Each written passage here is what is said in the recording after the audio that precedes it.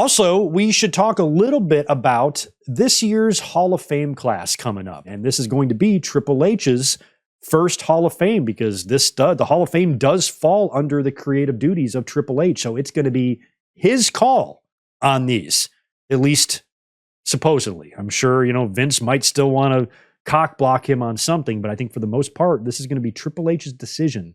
So hopefully Vince won't stick his stupid face into this business at all, and Triple H can be allowed to put in who he's going to put in. Now, I think the headliner for this year's Hall of Fame needs to be Bray Wyatt. No other choice in my mind other than Bray Wyatt to be the headliner. It's the 2006 Eddie Guerrero thing. It's the same thing. Another big name, since it is Philly, is Paul Heyman. But I don't know if you really tie in a Paul Heyman Hall of Fame induction when he's still representing the tribal chief. He's still going to be representing the champion in the main event of WrestleMania. Do they want to wait until he's not so strongly involved in storyline to do this? Maybe. But man, the fact that it's WrestleMania 40 and the fact that it's in Philly, that's like a 1-2 punch. I mean, Paul Heyman has got so much history with the WWE that dates back longer than 40 years. I've always referenced that badass picture of him backstage with Blassie and the Grand Wizard and like Albano when he's 19 years old, and how long he's been in the mix, meeting Vince McMahon Sr. at such a young age and being brought in to do pictures, and then how his career kind of grew from there. And then he turned into be one of the greatest, promoters and wrestling managers of all time. And he's had so much history, especially in the Northeast and the WWE and the Samoans and the McMahons. Heyman would be a perfect person to go in. But with everything going on at WrestleMania 40, Roman likely dropping the title, I don't know. But I feel like Heyman absolutely needs to go in. Now, in terms of names of the past, I really have got the same names on my list that I've had for the past few years.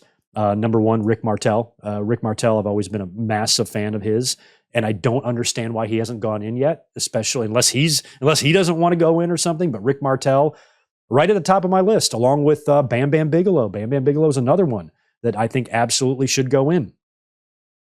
Psycho Sid Vicious, absolutely. When he was WWE champion in 1996, in 1997, I thought that belt looked better around him than it looked around a lot of champions' waist. So I would vote for Sid. There's some other ones that are maybe a little fishy. One of them is Lex Luger. Lex Luger, I think, could go in. They even released a Lex Luger video on YouTube recently. They did the A&E biography. Luger has been working with the company a little bit here and there.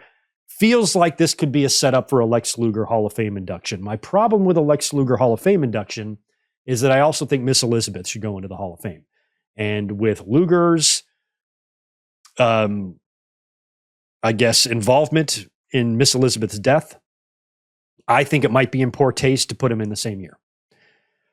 So you'd spread them out. So maybe Luger this year, Elizabeth next year, something like that. But the fact that Miss Elizabeth, the first lady of wrestling, is not in the WWE Hall of Fame is criminal and an absolute travesty, and she needs to be in. But then again, so does Lex Luger, but that is a touchy situation.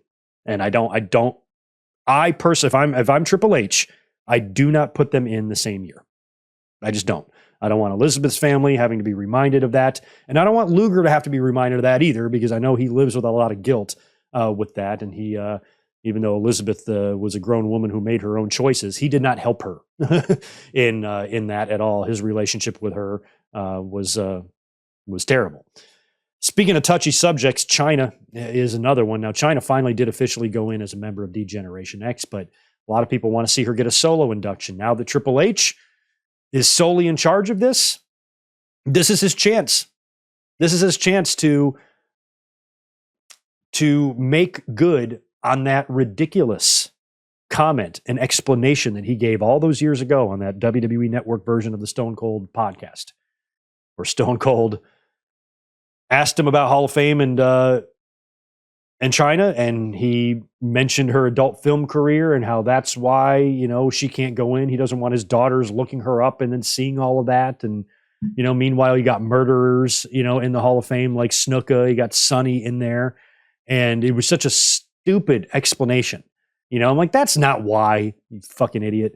So Triple H, after Chyna's death, has tried his best, I think, to honor her as best as possible, because it got pretty ugly with them at the end as well. And Chyna had some erratic behavior, at the end of her life, even a confrontation, I think, with Triple H, at one point. But at the same time, you can't deny what Chyna did and the influence that she left on wrestling. So she deserves 100%. It's not a matter of being it deserved. That just get that out of your head. It's not a matter of deserving it. That's not what we're talking about. It's a matter of, will WWE do it? Because a lot of people deserve it but won't get in. So it's not about deserving. I think that Triple H has a really good likelihood of putting Chyna in by herself. I do. I feel like we talked about with the Luger guilt too. There's probably a fair amount of guilt in Triple H's mind too. Back then when he was young, and he dumped one girl for another, and the girl that he left wound up kind of downward spiraling her life, and he probably has a few regrets. And maybe this is something that can almost help him cope or feel better. Like, at least I can do what I can to make sure that she's honored the right way. That's what Joni would want, and hopefully that's what her family would want. So I feel like Chyna could go in as well. But those are my big names: Martel, Bam Bam, Elizabeth, Luger, Chyna, Sid. Also, Brian Pillman is another one. You can throw out the Owens and the Benoits, where we can't really talk about those. But Brian Pillman is an interesting one, because now that Junior is in the company, he could be there for a Hall of Fame induction. And I said that when he was in AEW. I said, I don't think WWE will ever induct Brian Pillman unless Junior comes to the company. Now that he is, and he's there as Lexus King, a couple of reasons why Pillman doesn't make sense this year. Number one, the character that his son is playing doesn't like him. So for Pillman Jr. to induct his father would be weird, when he's been on TV saying that he wants to be everything that his father wasn't, and he's taking the name of the man who raised him and shit like that. So that would be weird. Plus, he's still proven himself. And Brian Pillman Jr. has critics. And I think WWE needs to know that he is a limited star. He is not what his dad was, not even close.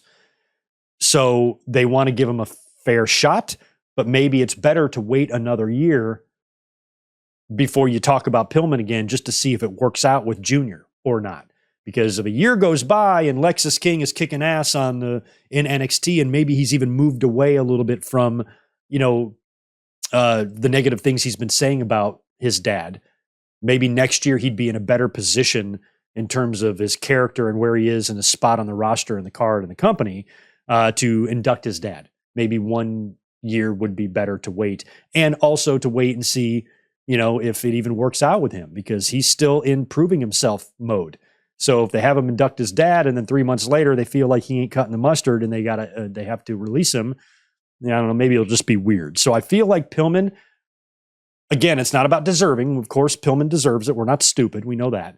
But WWE might want to wait a year on Brian Pillman. That's my thought on that. But, that's a good point. I don't know why I didn't think about that, Colin Wright. Unless Stone Cold inducts Brian Pillman, that probably makes more sense, to be honest. But I still think that Junior would have to have some sort of, it would just be weird, like Pillman's not alive to choose his inductor. So would WWE just immediately go to the next of kin and say, who do you want to do it? And then he might say, I want to do it. I want to induct my dad. I don't even know how you work that out. How do you tell Brian Pillman Jr., you're not inducting your own father? We've got our own guy for that. That feels like it's got to be a conversation with Junior and Austin, that type of thing, to where maybe Pillman Jr. is like, no, absolutely, I want you to induct my dad. Now, if that was the case, then Pillman would have a much more memorable Hall of Fame induction. And at the end of the day, that's what should be most important, is how memorable they make it. And hell, maybe Austin could induct him and Pillman Jr. could be up there with him. That could also work. But a good point on the Steve Austin thing. Didn't even think about that. But it's going to be interesting to see, what names go in now that Triple H is in charge of the Hall of Fame. I was thinking about that a couple of weeks ago. I'm like, yeah, shit. It's probably going to be all Triple H's call. We should talk about this on an upcoming podcast. And I don't know if there's anybody else you guys would recommend. I see Big Show. I see Hardy Boys. Nobody's going to get inducted who's currently under contract to AEW. That's just not going to happen. So you can get those names out of there. again, it's not about deserve. It's not about deserve. We all know anybody that we talk about deserves it. It's just a matter of if the timing is right, if WWE is going to put them in, why have they not already put them in, and that type of thing. That's really all we're talking about here. But Ken Shamrock, there's another good one. Jim Cornette, I think, is a Hall of Fame worthy manager, but he's not going to go into the WWE. And good point by Colin right there. Thank you for the super chat. Cyndi Lauper. I kind of thought Cindy was in, but I don't think she is. I don't know how they have not put her in the celebrity wing. I would have sworn she's a Mandela effect thing with me. I thought we got her in. I swear I can even picture her at the podium for some reason, but I guess not. We haven't done it. But Cyndi Lauper, absolutely. She should have been the first one in that celebrity wing. Right from the start. She really helped get all that going. Even before WrestleMania, even before the first WrestleMania, she was out there.